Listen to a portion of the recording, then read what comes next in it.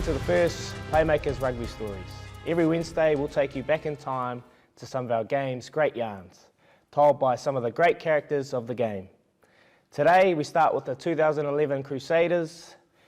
10 years ago this week, I was driving my car actually around the corner down the road there, and I turned the corner and I thought my tyre had popped. So I pulled over to get out and change the tyre, and not that I know how to change the tyre, but I got out. And then I looked in front of me and it looked like there was tidal waves coming towards me. There was power poles falling over. Traffic lights were going everywhere. It was absolutely carnage.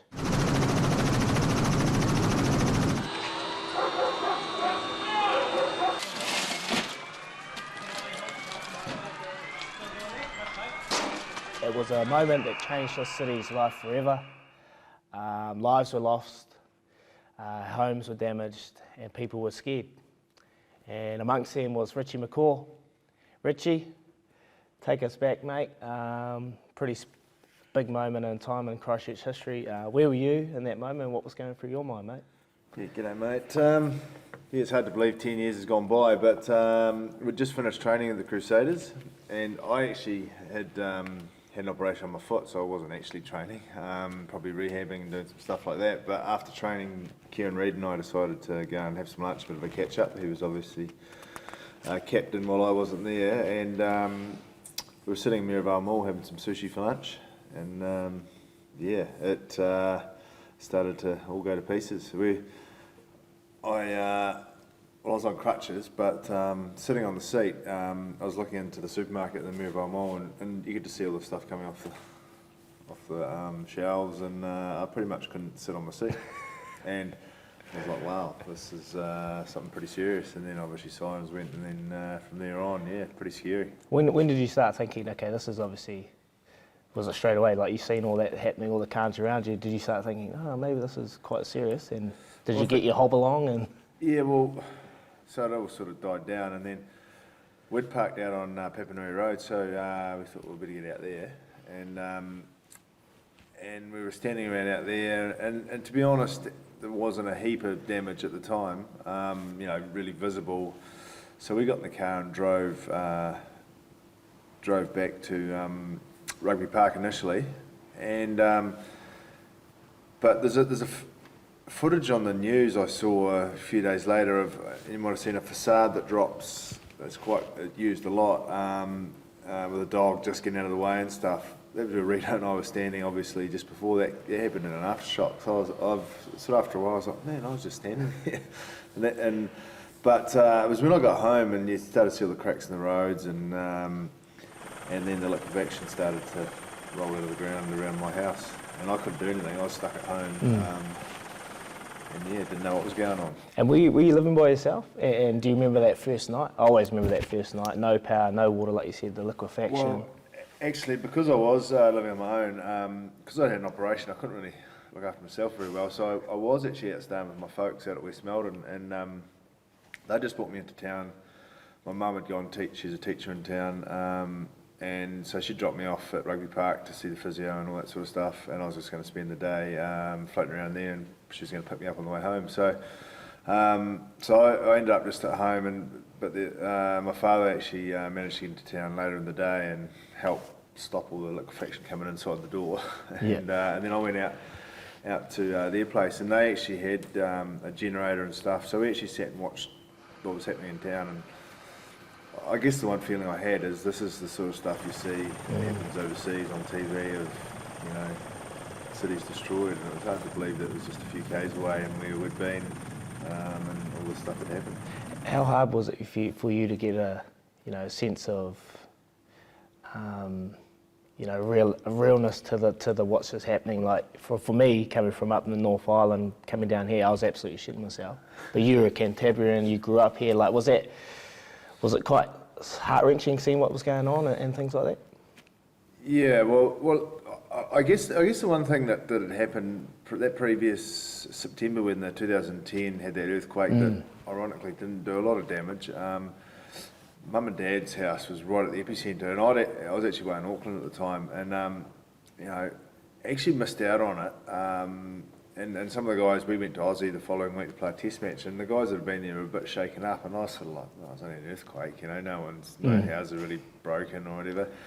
My father said he got chucked out of bed. I was like, oh, it's a bit of an exaggeration. But after what happened in 2011, I actually believe him. And, but I think, the thing is, you get through the first bit, but it's every time, and I didn't realise this with all the ones you saw overseas, is you thought it happened and that was it. Whereas it's the thousands of aftershocks that you're not sure whether it's going to be another big one. That's the bit that, you know, heart starts racing and stuff. And I think, you know, put alongside, you know, wondering about whether your houses, with your friends' houses, whether you know people that are caught in those buildings, where obviously people died, all those sort of things. You know, the next few days, you know, not knowing was a pretty challenging time. And everyone knows, obviously, Richie McCaw, and you're a well-known player, and everyone respects you. Did you feel in that time that you had to try and get out and maybe help some people and put a smile on people's faces, because, you know, people were looking for a bit of positivity? Well, I guess in the first instance, you know, it was more around making sure friends and family were safe. And back to actually just after it happened, before the phones stopped working, I actually got a message from my my mum and on a group chat from my mum and my, you know, initial family that were in town to say they're okay, because of course after that you had no idea. So that was kind of relieving, but you know, people out of town that couldn't get hold of them. Like I had a mate who's an airline pilot, and he'd just taken off out of Christchurch. Everything happened, they couldn't come back here, and he didn't know what had happened. You know, imagine that would have been pretty horrible. But so, you know, once it sort of settled down, I guess there was, you know, how do you actually help? I was in crutches, so physically couldn't do a lot. Felt a bit useless, to be fair, but I know, like, the Crusader boys ended up helping, you know, even just down the street. And I think a lot of people did that, you know, you muck in and, you know, make sure everyone's all right. And ironically, probably you got to know neighbours and stuff more than you perhaps would have because of that. And I think the thing that I saw was actually the kindness and spirit of what, you know, living in the community is all about, and what this community is. People helping out and doing whatever just to make sure everyone was okay, which was pretty cool. But always the way with these things, it's down the track after the initial shock that probably the real sort of things that come from it settle in. But I think the only thing I ended up doing was perhaps some messaging just around, you can't really say it'll be okay, because for some people it probably wasn't, but actually just saying, look, you know, we're all to look out for each other and, you know, do what we can. And then that probably brings you on to what the Crusaders, when we eventually got back into it, what our sort of motivation for doing what we're doing was all about. Let's touch on, back then you were a young Richie McCaw, you know, you're single, you're a solo, you're roaming around by yourself pretty much, and now you've got a family, and you've got a beautiful daughter Charlotte, a beautiful wife, another one on the way. Like, how do you reckon that would have been, knowing that you had a little young family at home as well? Would that have changed the way you went about things? I think there's no doubt that when you have kids you own and stuff, I think once you get over the initial making sure everyone was okay, that's the first part. But the thing I probably underestimated is you know, once we went back to playing rugby, and obviously ended up having to go away fairly regularly, leaving them at home when there's possibility of aftershocks, you know, houses that probably needed repairs, all that sort of stuff. Yeah, that would have been pretty tough. And you know, I didn't have that, and perhaps didn't sympathise as much as I perhaps should have in hindsight. But I guess that was just the reality of it. The other side of it is, you know, we were in the Super Rugby season, but there was the World Cup, was a pretty big focus, and I guess from a selfish point of view, you know, you started wondering about all those sort of things. Perhaps if you know, you have young kids and stuff, that becomes probably a little bit more secondary to just to focus on those things, and you know, I guess it was just the way it was for me. And was it like, when you look back, and you're obviously a big part of the leadership group, keeping all the players connected to the coaches, to the families, was there a lot of support networks in place for the players with families and the younger players to be able to get through this stage and what's just happened? Yeah, I think that it's one of the great things about the Crusaders setup is, and because we're probably in a smaller town to other places, everyone lives pretty close, and which is a positive. And outside of training, spend a bit of time, quite a bit of time together, and I think that side of things was hugely important after what had happened. Guys were helping each other out, getting out and helping the community when they sort of got their own things sort of under control. And certainly there was a lot of thought went into if we were going to carry on playing, having to head away and play, how we make sure that family and whatnot are all comfortable with that, and it wasn't going to be an unnecessary sort of burden put on them. Like it wouldn't have been easy for guys with kids, and obviously with that sort of fear. But I hope that that on reflection we did it pretty well, and I think we ended up realising we had quite an opportunity to have an influence over the whole community, just to give them some bit of normality and put a bit of smile on their faces and get something of some joy back, and I think that really motivated the team to get back into it, because it would have been perhaps easy and probably understandable if we just said, oh look, it's a bit hard, we're dealing with what we're dealing with, but I think what we chose to do was pretty cool. It was a long time ago, and I don't know if you remember, but do you remember any certain things from like Toddy and any certain mantra? I think there was a little saying, no whinging, no moaning, we just kind of get on with it, and it is what it is. Well, I think we, by and large, the team, we were, I say lucky, but directly affected in terms of people hurt or being caught up in those buildings. Apart from the board member of the Crusaders that most of us knew, which was hugely sad, from the team point of view, there was no real. So, in answer to that question, a lot of people in a lot worse states than all of us. Yeah, for sure. And we sort of felt a responsibility to, I guess, try and get some normality back, and by moaning and whinging about things that perhaps weren't as bad as others, it didn't send a very good message.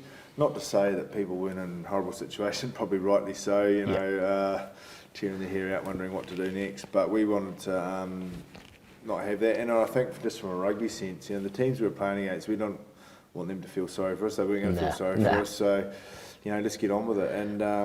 And sometimes when you get backed into a corner with things all against you, that can bring the best out. And I think that's probably one of the things the Crusaders, you look at the early years, their backs were against the wall in those first couple of championships they won, and they came out and probably against the odds did the job. And I think that was the sort of attitude we had in 2011. I look at it as a positive. People talk to me about you having to play away, but for me it was getting to the regions like Nelson, Timaru, and having to play in those regions where they never get to see the likes of yourself. That must have been pretty special to be able to share it with those smaller communities as well. Yeah, well, that was one upside to what had happened. There's no doubt about that. And ironically, it made it a little bit tougher for opposition teams. I wasn't just flying to Christchurch and play. Timaru, they had to get a bus down to Timaru or up to Nelson or whatever. So.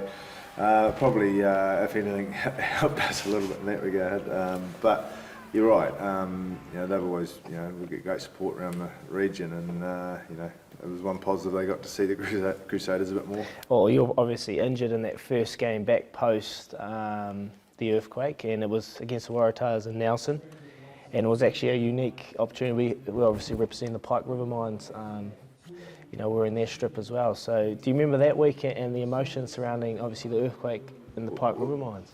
Yeah, well, go back to 2010. We were in Wales with the All Blacks at the time when that happened, and John Sturgeon was the president at the time. He was with us, and obviously he's a West Coaster and understood the mines, and he put a bit of perspective around, or about what it was going to mean to that community and how tight it is and how, and so, it was pretty sobering hearing all that, and I guess from a Crusaders point of view, with the West Coast being a part of our region, that was something that we'd planned to do, and then you put on top of it the earthquake just previous, a few weeks previous.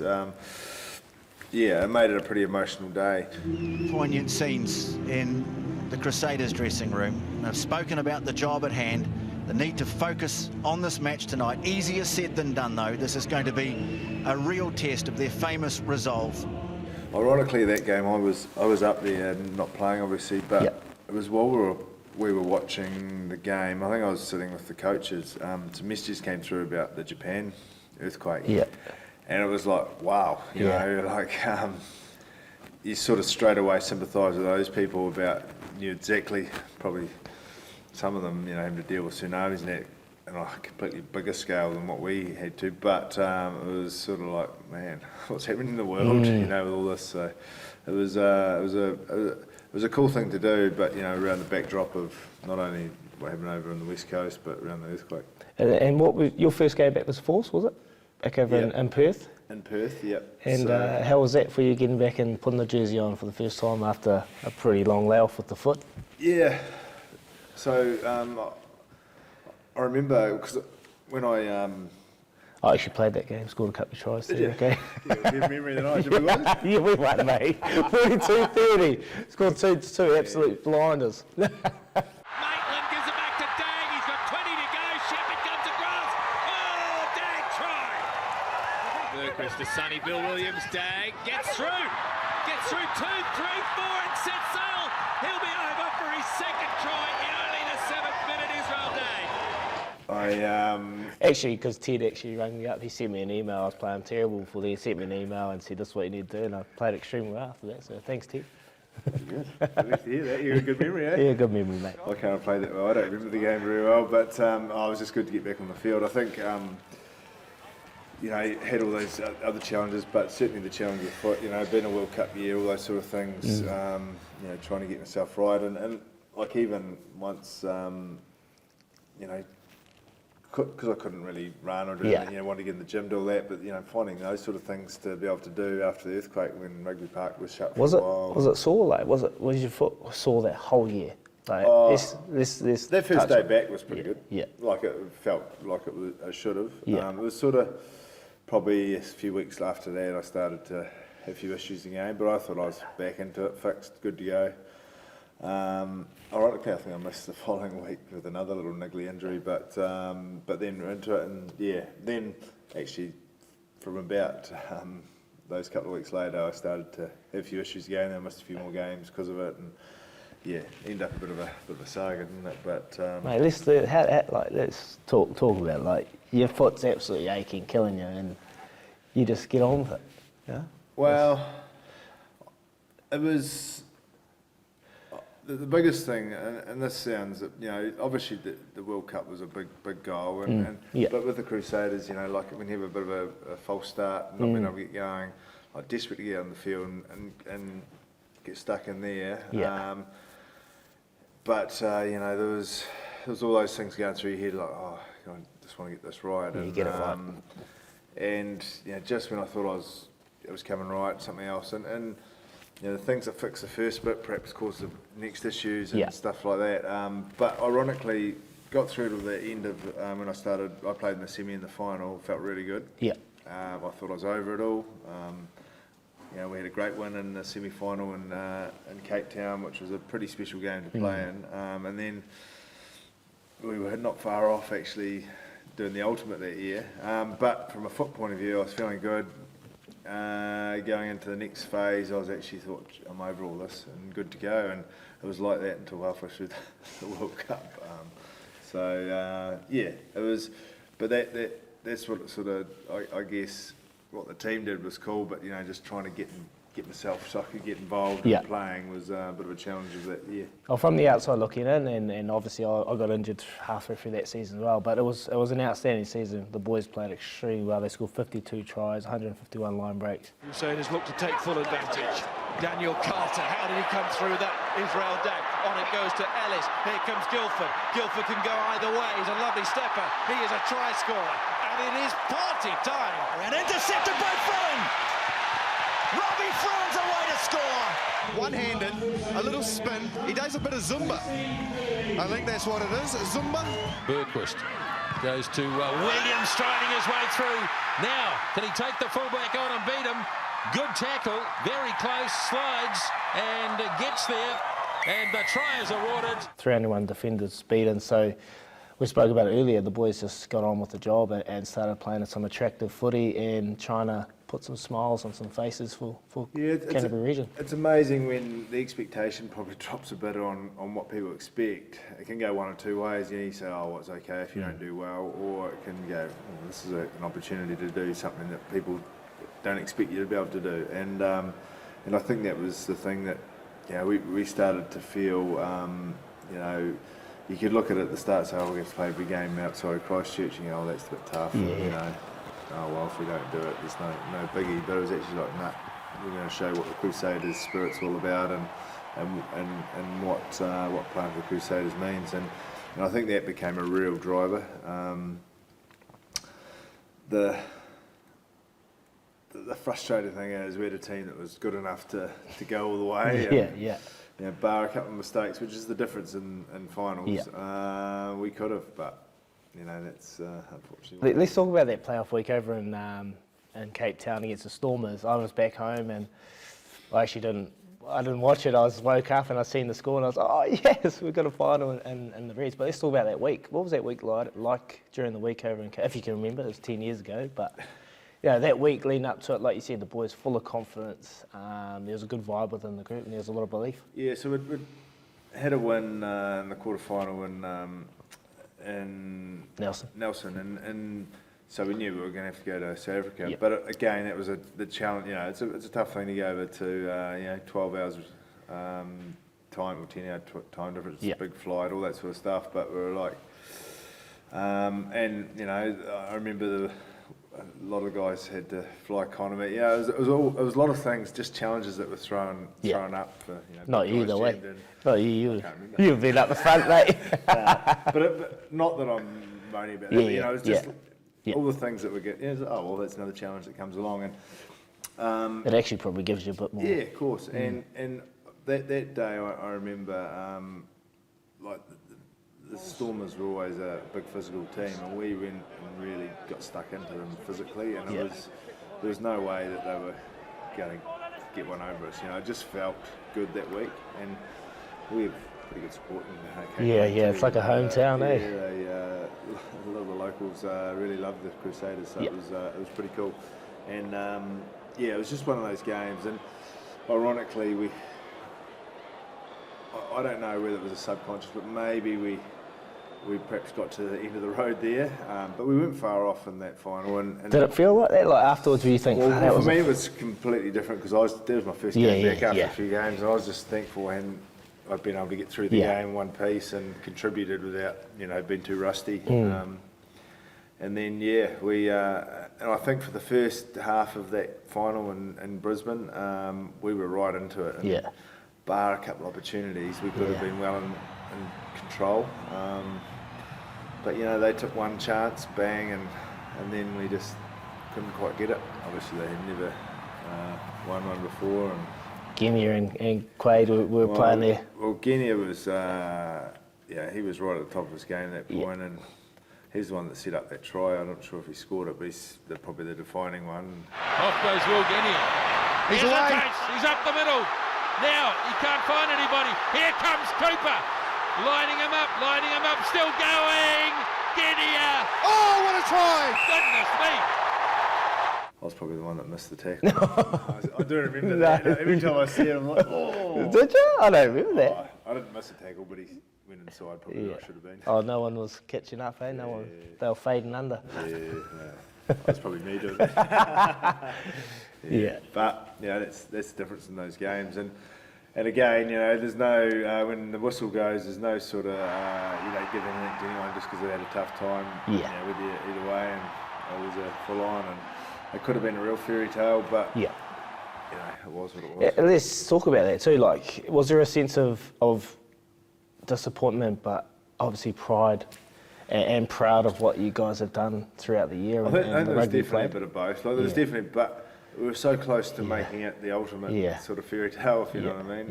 But as someone said, sport doesn't believe in fairy tales, but I think take away the result, the way the Crusaders had carried themselves and done what was set out to do in terms of actually giving some people of the Crusader region, especially Christchurch, something to actually think about positively about. Was what we were after, and I think we did that pretty well. Mate, I really appreciate your time and sharing your little bit of wisdom and your experiences, and hopefully people have enjoyed this little segment. But tune in every Wednesday. We'll chat to a couple of legends of the game, and they'll tell their own little stories about what's going on.